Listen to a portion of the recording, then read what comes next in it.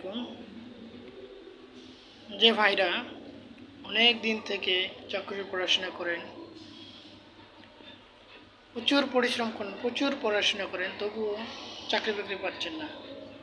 আসলে কেন চাকরি বাকরি পাচ্ছেন না সেটা কি কখনো নিজেকে জিজ্ঞেস করছেন? কয়েকটি ভুলের কারণে আপনারা এই চাকরি বাকরি পাচ্ছেন। ইভেন যারা রানিং স্টুডেন্ট আছে তাদেরও এই ভুলগুলো এখন নাগাদই ফলো করে চলা উচিত, যাতে চাকরি বাকরির ক্ষেত্রে আপনারা যখন প্রস্তুতি নেবেন তখন যাতে আপনাদের এই সমস্যাগুলো ফেস করতে না হয়। এই সম্পর্কে নেক্সট ভিডিওতে আপনাদের সাথে এই সমস্যাগুলো নিয়ে আসবো।